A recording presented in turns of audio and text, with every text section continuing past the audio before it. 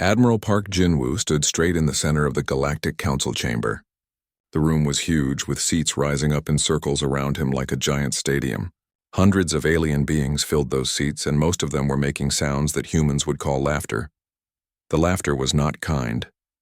It was the sort of laughter that made Park's jaw tighten and his hands form fists behind his back. But he kept his face calm. He had been a soldier for 40 years, and soldiers learned to hide their feelings when needed. Next to him stood Captain Lee Minho and Commander Kim Nari. Both of them looked as calm as their admiral, but Park could see the anger in their eyes. They had come here with hope. They had believed the galaxy might welcome Earth into the Galactic Defense Coalition. Now they knew better. The being speaking was called Kelthara. She was from a race called the Vorthak. Her body looked like it was made of purple crystal, and light moved through her when she talked. She was pointing at the holographic images floating above the chamber floor. Those images showed Earth's warships. The humans had brought detailed pictures and data about every ship in their navy. They thought it would impress the aliens. They were wrong. "Look at these tiny vessels," Kelthara said, her voice ringing like broken glass. "Your largest ship is smaller than our patrol boats. How can you call this a navy?" More laughter filled the chamber. A creature that looked like a giant insect clicked its mandibles together, and what Park had learned was their way of showing amusement. Green beings that floated in bubbles of water made bubbling sounds. Even the energy beings that had no solid form seemed to pulse with humor. High Admiral Zixthol rose from his seat. He was tall and thin, with gray skin and 4 arms. His race, the Hegemony, had the largest fleet in the galaxy. When he spoke, his voice was full of contempt. "Kinetic weapons," he said, making it sound like a curse word. "Chemical propulsion. Nuclear power. Are you truly showing us weapons that fire solid metal projectiles?" Dr. Choi Soo-hyun, Earth's chief naval engineer, stepped forward. She was a small woman with gray hair, but her voice was strong. "Our weapons may seem simple, but they are very effective. We have developed advanced targeting systems and—" "Silence," commanded a floating ball of light. This was Mordak from the Ethereal Collective. "We have heard enough. Your species should focus on farming and perhaps basic manufacturing. Leave warfare to those who understand it." Park felt his temper rise, but he pushed it down. Getting angry would not help Earth now. He watched as the council members discussed the humans as if they were not even there. "Their armor is made of metal alloys," said one alien. "Metal, when we have energy shields that can stop any attack." "Their computers are digital," said another. "So primitive. Our quantum consciousness networks are 1,000 times faster." "They still use radio for communication," laughed a third, "when we can speak mind to mind across light years." Captain Bae Hyunwoo stood with the other human officers near the back of the chamber. He commanded a ship called Soul's Pride, one of Earth's newest destroyers. As he listened to the aliens mock his ship and his crew, something small and hard settled in his stomach. It felt like determination mixed with anger. The vote came quickly. One by one, each species in the Galactic Defense Coalition voted against Earth's membership. The reasons were always the same. Too primitive, too weak, too dangerous to other ships because of their basic technology. "The decision is final," announced the council speaker, a being that looked like a tree made of metal. "Earth's application for membership in the Galactic Defense Coalition is rejected. You may apply again in 1,000 years, assuming your species survives that long and develops proper technology." The laughter started again, louder this time. Park heard one alien say to another, "I give them 200 years before they destroy themselves with those nuclear weapons." As the human delegation prepared to leave, Bae Hyunwoo felt his personal communicator vibrate. The device was small and hidden in his uniform pocket. He glanced at the message and his eyes went wide. The message was short, but it made his blood run cold. "The Devourers have been spotted in the Outer Rim. All coalition fleets are being mobilized." "This is not a drill." Bae Hyunwoo looked up at Admiral Park. The older man was gathering his papers and preparing to leave with dignity intact. Bae thought about showing him the message right away, but something stopped him. The aliens were still laughing and making jokes about Earth's toy ships and firecracker weapons. Instead, Bae Hyunwoo smiled. It was not a nice smile. It was the smile of someone who knew a secret that would change everything. The Devourers were coming. These aliens, with their advanced technology and their superior attitudes, were about to face the most dangerous enemy in galactic history.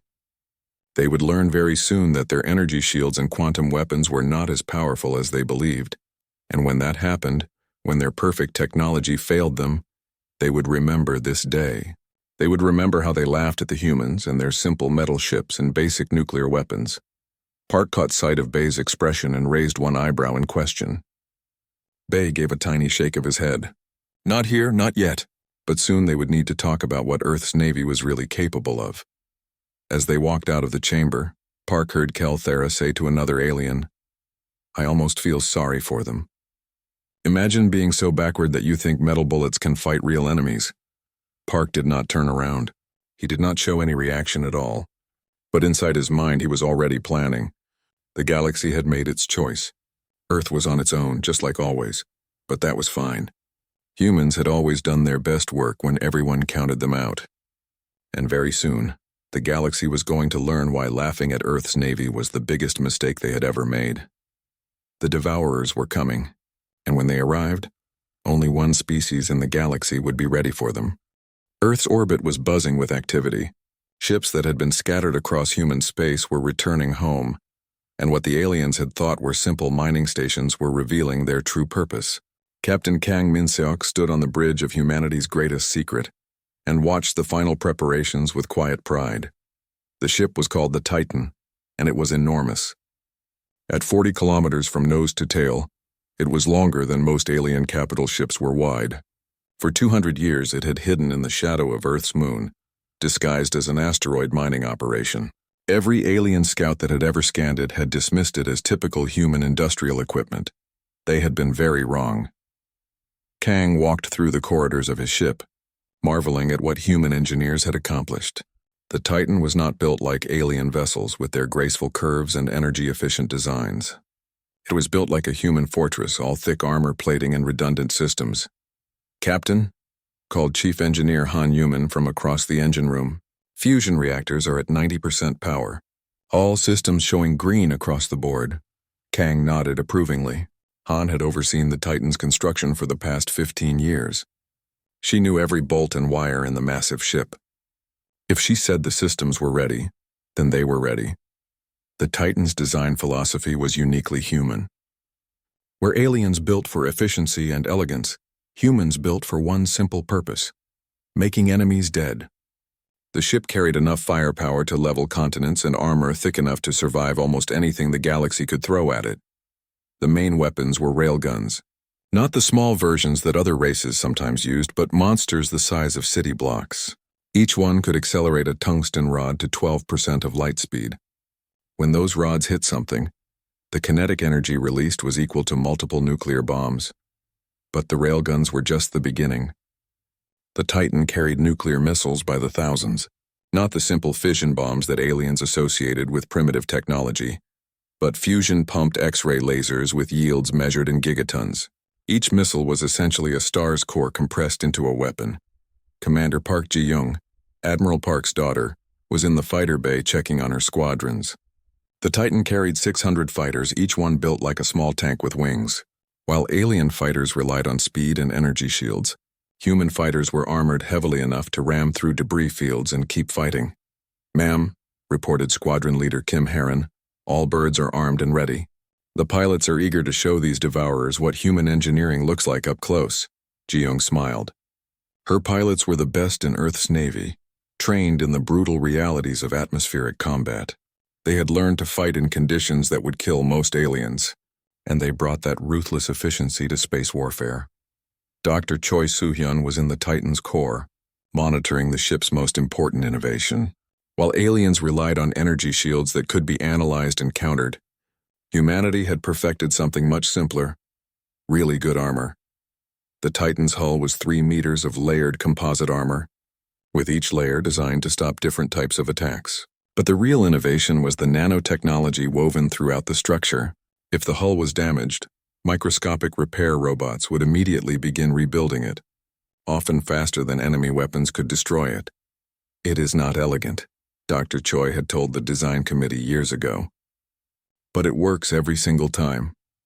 Admiral Park stood in the Titan's command center watching status reports flow in from across the solar system. The Devourers had consumed 12 more star systems in the past week. and their advanced scouts were approaching the outer edge of human space. "Admiral," reported Communications Officer Lee Do-yun, "we are receiving distress calls from the Proxima Centauri colony. 3 Devourer ships have entered that system." Park nodded grimly. Proxima Centauri was humanity's closest neighbor, a mining colony with 50,000 people. There was no way to save them, but their sacrifice would provide valuable intelligence. "Monitor all transmissions from Proxima," Park ordered. "I want to know everything about how these creatures operate." The reports from Proxima were horrifying but informative. The Devourer ships were massive biomechanical constructs that moved like living things. They extended tendrils that dissolved matter at the molecular level, converting planets and ships into raw energy. Most importantly, they seemed able to adapt to any attack, learning from each encounter and becoming stronger. "Sir," called Tactical Officer Nam Seojin, "the advanced scouts are approaching Jupiter. We should have visual contact within 6 hours." Park looked around the command center at his crew. These men and women had trained their entire lives for this moment. Earth's Navy had been built in secret, hidden from galactic view for exactly this purpose. While other species developed advanced technology that impressed the galactic community, humans had focused on one thing: building weapons that worked no matter what. "All ships, this is Admiral Park," he announced over the fleet communication system. "The galaxy laughed at our Navy. They called our weapons primitive and our tactics outdated. In a few hours, they are going to learn why humans do not stay down when counted out." Across the solar system, Earth's fleet took position. There were no energy shields shimmering around the human ships, no exotic matter cannons or dimensional weapons, just metal hulls, kinetic weapons, and nuclear fire. To any alien observer, it would look hopelessly primitive. Captain Bae Hyun-woo, commanding the Soul's Pride, checked his ship's weapons one final time. His destroyer carried railguns, nuclear missiles, and point defense systems that fired solid metal bullets at incredible speeds. By galactic standards, it was ancient technology. By human standards, it was exactly what they needed. "Captain," reported his weapons officer, "all systems armed and ready. Nuclear missiles loaded, railguns charged, point defense grid active." Bae nodded. Around him, his crew worked with calm efficiency. They had drilled for this scenario thousands of times. Every human in the fleet knew their job and trusted their equipment. The Devourers were about to encounter something they had never faced before. An enemy that used technology so simple that there was nothing to adapt to. How do you counter a chunk of metal moving at 12% of light speed? How do you absorb kinetic energy delivered through pure momentum? How do you defend against nuclear fire used not as a sophisticated weapon, but as a simple tool for destroying things? "Admiral," called Captain Kang from the Titan's bridge. "Devourer fleet detected on long-range sensors. 7 massive ships, each approximately moon-sized. Estimated arrival in Sol system, 4 hours." Park smiled coldly. After 2 centuries of preparation, humanity was finally ready to show the galaxy what their primitive technology could accomplish. "All ships prepare for battle," he ordered. "Today we prove that sometimes the old ways are the best ways." The Titan's massive engines began to glow as the ship prepared to meet the enemy. 40 kilometers of human engineering, armed with the most devastatingly simple weapons the galaxy had ever seen, moved toward a confrontation that would change galactic history forever. The aliens had laughed at Earth's Navy. They were about to discover that sometimes laughter dies very quickly. The Devourer fleet appeared at the edge of the solar system like 7 moving mountains. Each biomechanical construct was larger than Earth's moon, covered in writhing tendrils and pulsing with alien energy. They moved through space with the confidence of predators that had never met anything they could not consume. Devourer Prime, the central consciousness that controlled the fleet, processed the available data about this new system. The local species had been rejected by the Galactic Coalition as primitive and weak. Their destruction should require minimal effort. Barely a pause before continuing to the galaxy's more valuable core worlds. Then the sensors detected something unexpected. Captain Lim Do-hyun stood at his station on the Titan's bridge, watching the enemy formation approach. The massive alien ships moved in a pattern that suggested intelligence and coordination. These were not mindless machines, but thinking creatures with millions of years of experience in galactic warfare. "Admiral," Lim reported, "enemy fleet is moving into optimal firing range. All weapons systems report ready." Admiral Park studied the tactical display where 7 red symbols represented the most dangerous threat the galaxy had ever known. Each of those symbols marked a creature that had consumed entire civilizations and turned billions of lives into fuel for its endless hunger. All ships. "This is Titan Actual," Park announced over the fleet channel. The galaxy laughed at our navy. They called us primitive and told us to stick to farming. Let us remind them why humans do not stay down when the fighting starts. The battle began not with energy beams or exotic matter weapons, but with the most basic force in the universe. Mass times acceleration equals destruction. The Titan's main railgun fired first. The weapon was the size of a city block, powered by fusion reactors that could light up half a continent. It launched a tungsten rod weighing 2 tons at 12% of light speed. The kinetic energy in that simple metal projectile was equivalent to a small star-going supernova. The rod hit Devourer 7 directly in what appeared to be its central mass. The aliens' adaptive defenses, evolved over millions of years to counter energy weapons and exotic matter, had no response to simple kinetic force applied with overwhelming power. The tungsten rod punched through the creature's biomechanical hull like a bullet through tissue paper. But one hit was not enough. The Titan's second railgun fired 3 seconds later, sending another rod through the same hole. Then the third gun fired and the fourth. Each projectile followed the exact same path, widening the wound and driving deeper into the Devourer's core. The fifth shot reached something vital. Devourer 7, consumer of the Vorthak homeworld and destroyer of 1,000 coalition ships, died in a flash of brilliant nuclear fire as its internal power systems overloaded and exploded. The other 6 Devourers paused in their advance. For the first time in their existence, they had encountered something that could kill them with weapons they could not understand or counter. Commander Seo Young-ho launched his fighter squadrons into the gap created by the Titan's assault. 200 human fighters screamed toward the enemy at maximum acceleration, their pilots whooping with battle joy over the communication channels. Wing Commander Kim Heron led the first wave directly into the debris field of the destroyed Devourer.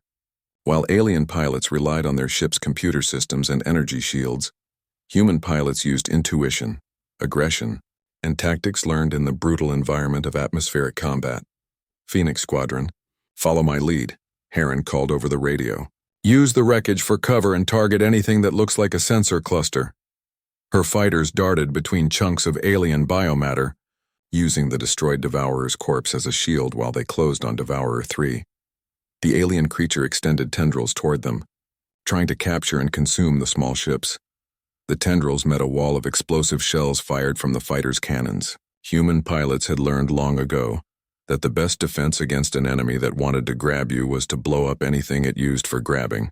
The chemical explosives, dismissed by aliens as crude and ineffective, proved devastatingly successful against biotechnology that had never evolved defenses against such simple weapons. Captain Bae Hyunwoo brought the Soul's pride in close to Devourer 2, his destroyer's guns blazing. The ship's point defense systems filled space with metal projectiles, creating a barrier of kinetic death that shredded any tendril that came too close. "All weapons. Concentrated fire on the target's sensor arrays," Bae ordered. His crew responded with the smooth efficiency of professionals who had trained for this moment their entire lives. Nuclear missiles streaked from the destroyer's launch tubes, each one guided by a human intelligence that could adapt faster than any computer. When the Devourer tried to absorb the missile's energy, it found itself consuming not sophisticated plasma or exotic matter, but simple fusion fire at temperatures exceeding those found in stellar cores. But the true revelation came when Devourer Prime attempted to adapt to the human attacks. The ancient creature's biomechanical systems were designed to analyze any technology and develop counters within minutes. It had faced the most advanced weapons the galaxy could produce and learned to defeat them all. Energy shields, plasma cannons, dimensional manipulators, quantum torpedoes all had been analyzed, understood, and countered. But how do you adapt to a tungsten rod moving at 12% of light speed? How do you analyze kinetic energy delivered through pure momentum? How do you develop countermeasures against nuclear fire used not as a sophisticated weapon system, but as a basic tool for making things stop existing? Devourer Prime experienced something it had not felt in over 1,000,000 years: confusion. These humans were winning with technology that should not work. Their weapons were based on principles so fundamental that there was nothing to analyze, nothing to counter, nothing to adapt to. The tide of battle turned when Captain Oh Tae-hyun brought his intelligence ship, the Busan Runner, into the fight. The vessel was not designed for direct combat, but it carried something the Devourers had never encountered, a complete database of every alien species' weaknesses. "Admiral," Oh reported over the communication channel, "I am detecting massive electromagnetic disturbances from the enemy ships. They appear to be attempting some form of coordinated defense." Park smiled grimly. "All ships target the largest enemy vessel. Let us see how well they coordinate when their leader is under pressure." The entire human fleet focused its fire on Devourer Prime. Railgun rounds streaked across space like falling stars, each one carrying enough kinetic energy to crack a planet. Nuclear missiles followed, turning the space around the massive alien into a miniature stellar furnace. Devourer Prime tried to adapt, tried to understand, tried to develop countermeasures. But there was nothing to understand. The humans were using the most basic principles of physics as weapons: mass, energy, and momentum applied with surgical precision and overwhelming force. The ancient creature's hull began to crack under the relentless kinetic bombardment. Its biomechanical systems, evolved to counter sophisticated technology, simply could not process how to defend against weapons that had no technology to counter. Captain Kang watched from the Titan's bridge as the enemy fleet began to break apart under human firepower. "Admiral, 3 enemy vessels are attempting to retreat." "Negative," Park replied coldly. "We finish this here and now. No Devourer leaves this system alive." The battle raged for 6 hours. When it ended, 7 of the galaxy's most feared predators lay dead in Earth's solar system, destroyed by weapons that the galactic community had dismissed as primitive toys. Admiral Park stood at the observation window of his flagship, looking out at the debris field where humanity's greatest test had taken place. Around him, his crew worked to compile battle reports and damage assessments. The humans had won not through superior technology or advanced tactics, but through the simple application of fundamental principles. They had taken the basic forces of the universe, mass, energy, and momentum, and used them as weapons with devastating effectiveness. The galaxy had laughed at Earth's navy. They would not make that mistake again. 3 weeks had passed since Earth's rejection from the Galactic Council. The human delegation had returned home with heavy hearts, but Admiral Park Jin-woo had not been idle. He spent his days in meetings with Earth's Defense Ministry and his nights studying old files that most people had forgotten existed. Then the emergency broadcasts began. Captain Oh Tae-hyun sat in the command chair of his ship, the Busan Runner. It was an intelligence vessel, built for stealth and information gathering. Right now it was hiding behind a dead moon in the Kepler system, monitoring alien communications across the galaxy. What Oh was hearing made his stomach turn. "Coalition Fleet 7 has gone dark," came a panicked transmission from the Vorthak homeworld. "We lost contact with all 1,200 ships." Last transmission reported strange contacts approaching from deep space. Oh adjusted his listening equipment and tuned into another frequency. This one was from the Hegemony's command center. "Unknown vessels have entered Sector 94, a calm voice reported. "Ships appear to be of organic construction, approximately moon-sized. Request immediate reinforcement from all available fleets." The reports kept coming, each one worse than the last. Oh had been in the intelligence business for 15 years. He knew panic when he heard it, and the entire galaxy was starting to panic. The word Devourers appeared in the transmissions. Oh had heard the name before in old galactic history files. They were supposed to be a legend, a nightmare story that old spacers told to scare newcomers. Ancient machines that ate entire star systems and turned matter into energy to power their endless expansion. But legends did not make coalition fleets disappear. Oh opened a secure channel back to Earth. "Admiral Park, this is Busan Runner. You need to hear this." Back on Earth, Admiral Park listened to the reports with growing certainty. This was what he had been preparing for. This was why Earth had built the ships it had built, and trained the way it had trained. The galaxy had laughed at their preparations, but Park had studied the old records. He knew the Devourers would return eventually. "How long since the first sighting?" Park asked. 48 hours, Oh replied. "Admiral, they are cutting through the coalition fleets like they are made of paper. The energy shields are not working. The plasma weapons are not working. Nothing is working. Park nodded grimly. It was exactly what he had expected. The galaxy had become too dependent on technology they did not truly understand. When that technology failed, they had nothing to fall back on. Fleet Admiral Zixthul of the Hegemony was experiencing his own nightmare. He stood in the command center of his flagship, watching as red symbols disappeared from the tactical display. Each symbol represented a ship under his command. Each disappearance meant hundreds of lives lost. "Sir," reported his tactical officer, "the enemy vessels appear to be absorbing our weapons fire. When we hit them with plasma cannons, they seem to convert the energy for their own use."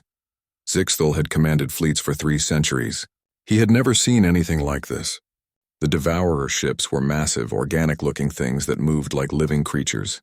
They had tendrils that reached out and wrapped around coalition vessels, pulling them inside where they were broken down into basic matter. "What about kinetic weapons?" Zixthul asked desperately. "Solid projectiles?" His weapons officer looked confused. "Sir, we do not carry kinetic weapons. They are considered primitive and ineffective against modern armor." On the view screen, another Hegemony cruiser was caught by the enemy tendrils. Zixthul watched in horror as the ship's hull began to dissolve, literally eaten away by some process he could not understand. Ambassador Kelthara of the Vorthak was having her own crisis. Her crystal ships, pride of galactic technology, were proving useless against the Devourers. The enemy seemed able to absorb any form of energy weapon and use it to grow stronger. "How do we fight something that eats our attacks?" she asked her fleet commanders. None of them had an answer. The Vorthak had spent 1,000 years perfecting energy-based warfare. Their ships were beautiful, efficient, and completely helpless against an enemy that turned their strengths into weaknesses. The ethereal collective was facing total extinction. Mordak and his fellow energy beings discovered that the Devourers could absorb them directly. Their pure energy forms, evolved over millions of years, were nothing more than food to the ancient machines. As system after system fell dark, a desperate message went out across all galactic channels. It was from Ambassador Kelthara, and her crystal voice was breaking with terror. "To any species receiving this message, the Devourers cannot be stopped. They adapt to every weapon we have. They absorb every form of energy. Our fleets are being destroyed faster than we can count them.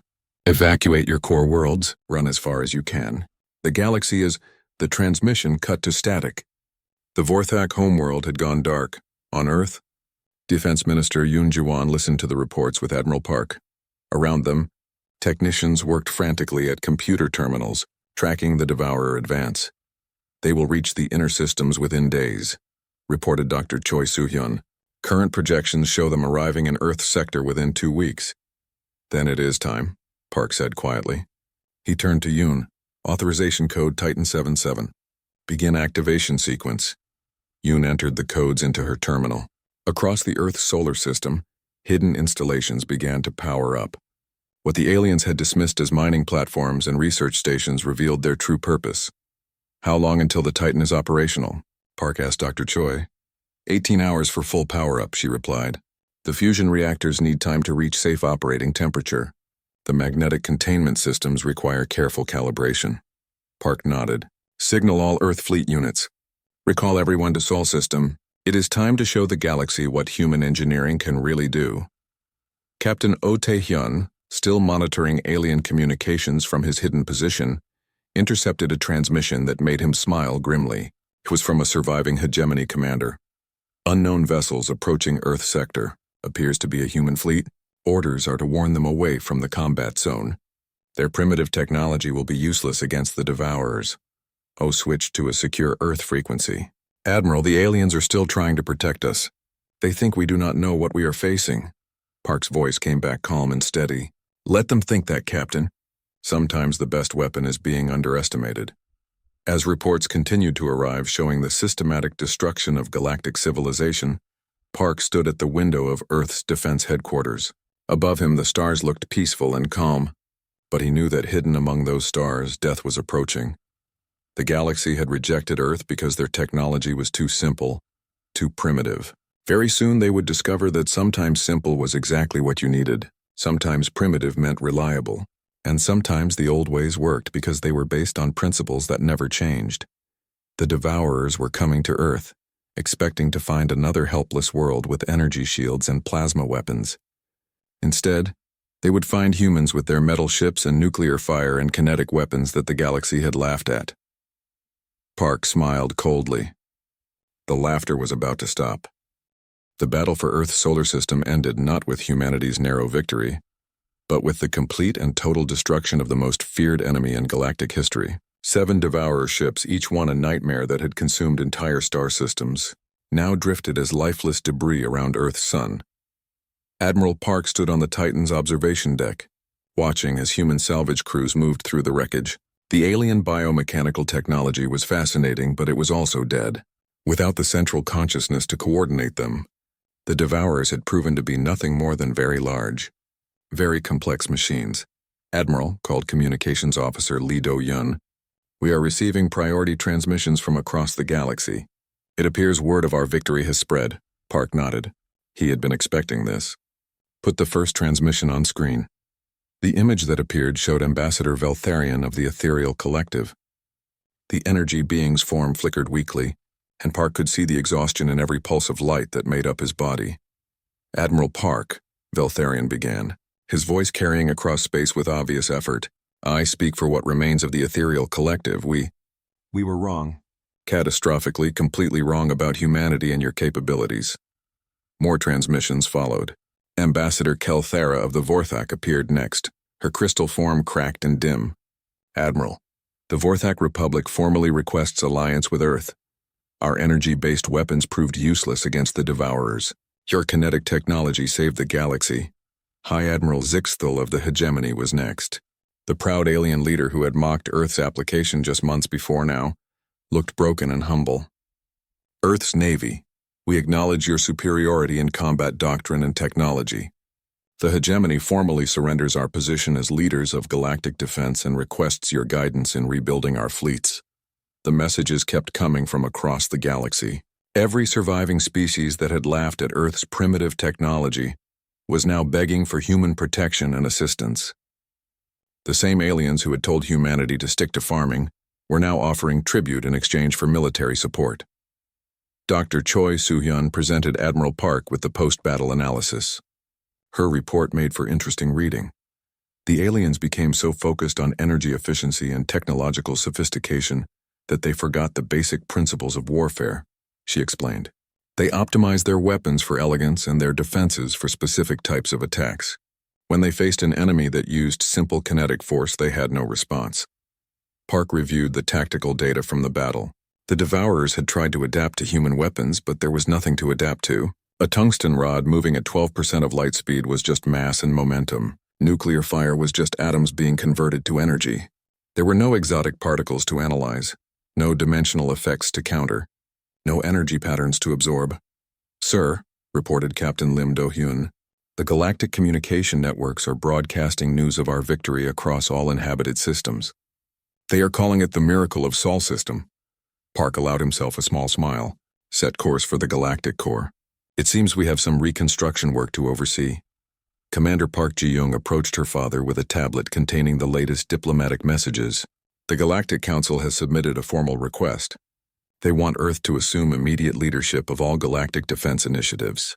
They are offering us complete authority over fleet construction and military doctrine for all member species." Admiral Park considered this for a moment. 3 months ago, the same council had rejected Earth's application for basic membership. They had laughed at human technology and suggested that humanity stick to agriculture rather than pretending to understand warfare. "Draft a response," Park told his daughter. "Tell them we accept their offer, but on our terms. All new military vessels will be built to human specifications. All fleet officers will be trained in human tactics. And every species that wants our protection will contribute resources for construction of more ships like the Titan." As the Titan and its escort fleet set course for the Galactic Core, the news of humanity's victory spread like wildfire across the surviving worlds. The story grew with each telling, but the basic facts remained the same. The primitive humans with their simple weapons had accomplished what the most advanced technology in the galaxy could not. Captain Oh Tae-hyun monitored alien communications as the human fleet traveled toward the galactic center. The conversations he intercepted revealed a galaxy in shock. "How did they do it?" asked one alien commander. Their weapons should not have been effective against devourer armor. Maybe that is the point, replied another. Maybe we made our technology too complex. Maybe simple works better than we thought. The human fleet's arrival at the galactic core was met with a reception unlike anything in recorded history. Thousands of alien ships formed honor guards around the human vessels. Species that had warred with each other for millennia put aside their differences to welcome Earth's navy. The ceremony was held aboard the new Galactic Defense Headquarters, which the grateful aliens had constructed in Earth's orbit. Admiral Park stood before the assembled representatives of every surviving species. Wearing the simple blue uniform of Earth's navy, the galaxy has learned something important, Park addressed the crowd. Advanced technology is not always superior technology. Sometimes the most sophisticated approach is the one that simply works. Every time without failure, he paused, looking out at the alien faces that had once mocked humanity's primitive ways. You laughed at our metal ships and our kinetic weapons. You told us our nuclear missiles were toys and our armor was crude. But when the real test came, when your energy shields and plasma cannons failed, it was our simple metal and basic physics that saved everyone. The applause that followed was thunderous. Every alien in the chamber understood that they owed their continued existence to the species they had rejected and ridiculed. 6 months later, Earth's orbital shipyards worked around the clock building a new generation of warships for grateful alien species.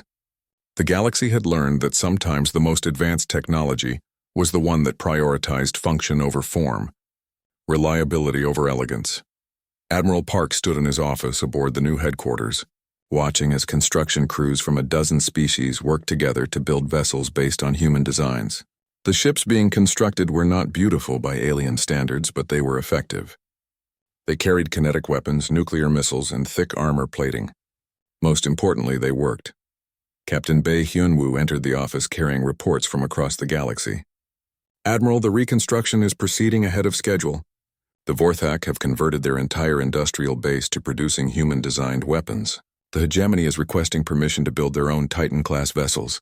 Park nodded approvingly. What about the outer systems? Secure, sir. The new defense fleets are establishing patrol routes using our tactical doctrine. Any surviving devourer fragments are being hunted down and destroyed with kinetic bombardment. Through the vast windows of his office, Park could see the lights of ships moving through Earth's orbit. Human vessels, alien vessels, and hybrid designs that combined the best of both technologies. The galaxy had finally learned to work together, united by their shared understanding of what had almost been lost. The laughter had stopped. In its place was respect, gratitude, and the quiet recognition that humanity's primitive approach to warfare might have been the most advanced philosophy of all. After all, you could not argue with results. When the most sophisticated technology in the galaxy had failed, simple human engineering had saved everyone. The species that the galactic community had dismissed as backward farmers had proven that sometimes the old ways were the best ways. And now, as humanity took its place as the protectors of galactic civilization, one truth echoed across every world and every species. They had laughed at Earth's navy, but they would never make that mistake again. The age of human leadership had begun, built on the solid foundation of tungsten rods, nuclear fire, and the simple understanding that the best weapon was the one that worked when everything else failed.